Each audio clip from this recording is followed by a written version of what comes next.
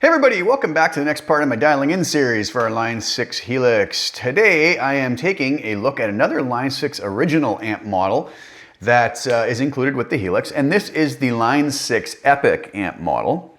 From what I understand, this is kind of a mishmash of different favorite pieces of different amps. I don't know, I could be wrong. There's not tons of information floating around about it. Doesn't matter, it's kind of a heavy sounding amp, heavy distortion, and again, you know, for the longest time, I really didn't use a lot of the Line 6 originals, and man, they are really awesome amp models, really good. Something interesting I found with them is just pulling them up without really doing anything at all to them, and they sound really good just right out of the gate with just sort of the stock settings. But, you know, I wanted to tweak this one. As I was playing through it, I always looked, like I said, as I create the preset, then I'm sort of thinking what I can do performance video-wise to kind of showcase what it can do. And you know, I always try to do songs that kind of mean something to me or are favorites of mine, right? Sometimes I just pick songs that others have requested, but this time I did a Megadeth song, one of my favorites, Sweating Bullets, actually. And it's kind of funny, I think my favorite part of this song is actually Dave Mustaine's vocal performance. He's such an intensity to his vocals in this song. But anyways, it was a fun one to put together. I actually had the original backing track with no guitars, which was awesome, so I could build the whole track using just this preset. You know, that's another interesting thing. If I was in the studio working on an album or working on a session, it'd be very unlikely for me to use the exact same guitar tone across, you know, sort of layering guitars as is done in the studio, as is done on, you know, this Sweating Bullets song that I kind of recreated. I would probably, you know, pick one tone for one guitar and then have it, you know, slightly different tone to layer and whatnot. But for these videos, I'm just trying to sort of show that, you know, here's what happens when we take this one preset and just use it for everything. So I think it worked. It's on the solo, it's on the rhythm guitar parts, it's on the harmony guitar parts, it's on everything. So it's on the other little lead unison bendy things you'll see. Go check out the performance video, tell me what you think. Now, I did kind of go for something a little different on this. I was really going, as you're gonna see in a minute, for a little bit more of like a thicker low mids, just like a chewy bottom end to it, not so harsh and abrasive. I thought it would just kind of, sometimes, you know, you can dial in a lot of high end or upper mids that get a little fatiguing to listen to. So I thought I'd just try something different with this. So and I'll also show you how you can make this a little less dark and a little less maybe muddy, but I kind of went for that. I think it worked okay. Keep in mind, I wasn't trying to even come anywhere in the ballpark of the original Sweating Bullets tone. That's not what this was about. This was creating a preset and then picking a song that I thought it would kind of work with. But in no way is this meant to come even close to the Sweating Bullets soundtracks. Pretty sad that I have to still say that, but there'll always be somebody who'll come along and tell me that it doesn't. And I'm like, yeah, I know it doesn't. You know, I kind of said that already. But anyways, let's go over to HX Edit and take a look and see what I did. Okay, so what do I start with? Well, like normal, LA Studio Comp, peak reduction of 5.5, gain of 5, mix of 100%. Pretty typical settings for me. EQ, nothing fancy going on there. Low cut of 100 hertz, high cut of 12 kilohertz. Again, pretty straight ahead. Touch a room verb, really typical, just to get rid of some of that, you know, modeling direct sound, give it a sound like it was recorded in a room. Decay of 5, pre-delay of 50 milliseconds, mix of 30%. I put a delay on, but honestly, I didn't use it on the song, on the performance video at all. I left it there with the sort of stock settings I usually use, just in case somebody wants to kick that on, assign it to a pedal or whatever. But it's not really part of this preset, it was just part of my template, so I left it there. Now the low and high shelf EQ is where things get interesting and where I was quite aggressive, and there's good reason for it, we'll talk about in a second. So all the frequencies below 650 hertz are just cut by 1 dB. But all the frequencies above 2 kilohertz are boosted by their maximum amount of 12 dB. Now, you might say, wow, that's pretty aggressive and that's not gonna work. But let's listen, or let's not listen yet. Let's take a look at why. On the amp itself, I went with whatever the stock cab was that came up with it, which was a 412 solo lead EM. But I put a 121 ribbon mic 1 inch back. Now, anybody who's used to using ribbon mics in the modeling world or in real life knows that putting a ribbon mic up that close, or a ribbon mic in general, but especially up that close, you get a very dark, almost low-end muddiness to the sound, right? Not a lot of highs cutting through, but the good thing about it is it also accepts high-end EQ very nicely. So you get kind of the benefit of what the bottom end does with the benefit of being able to boost the highs and not have it get abrasive and fatiguing to listen to. So I kind of chose to do that, but I'll also show you, if you prefer something else, we'll talk about how you can change that up in just a couple minutes. So that's why those settings ended up the way they were. Now, as far as the amp settings go, drive at 4.7, bass at 5, mids at 3, treble and presence both at 10, again, just to kind of compensate for the fact we're using that ribbon mic so close. Channel volume around 6.1, master at 5, and I didn't touch the deeper functions. Now the master and the drive, I found, I played around with a bit. I cranked them up a little bit more, and I just found that, you know, with the drive beyond this and the master beyond this, the distortion maybe started getting a little bit less defined in the notes. I'm not a fan of like super heavy distortion. I like a good distorted sound, but not something where things turn to mush and start, you know, just losing that definition that's so important. So I found those settings worked really well. So let's do this.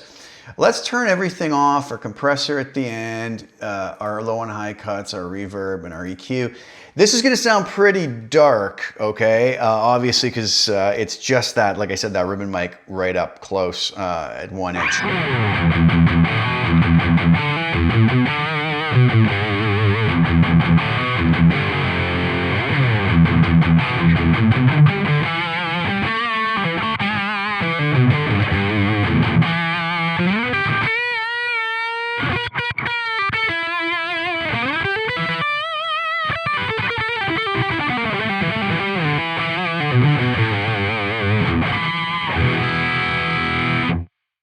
So as you can tell, very dark, right?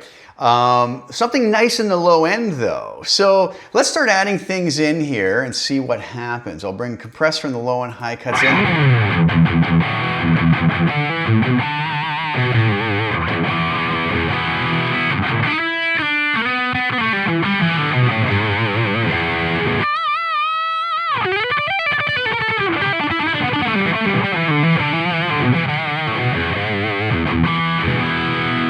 so that compressor squishes it up a bit.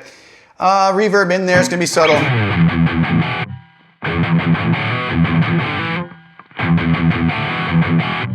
Okay, now this is where it's gonna change things up here. We're gonna hear what that dramatic boost to the frequencies, the shelf above 2 kilohertz, right? So we put that.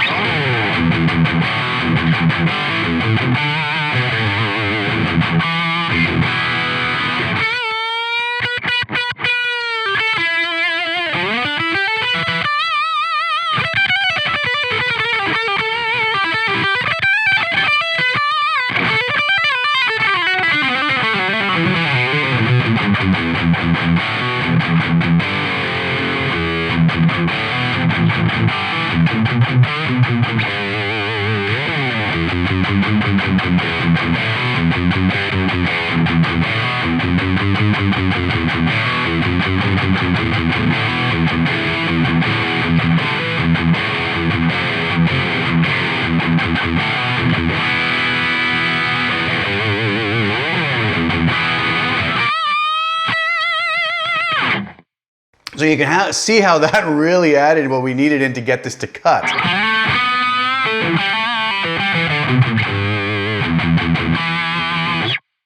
But all the while kind of keeping some of those really cool bottom end characteristics of the sound that I was looking for.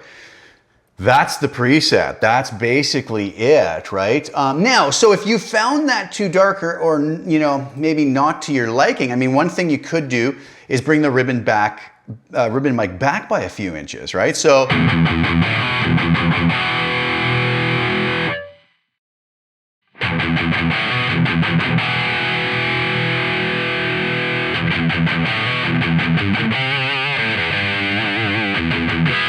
kind of control some of the lower mids in the bottom.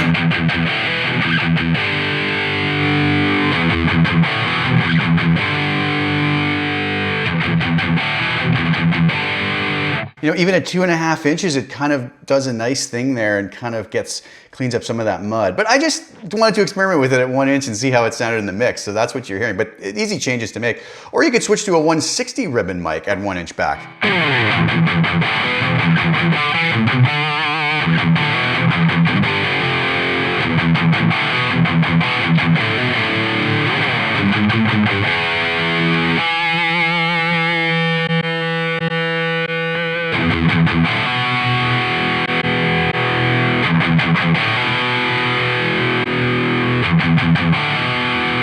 You'll notice the 121 ribbon just has a little bit of a darker tonality to it, right?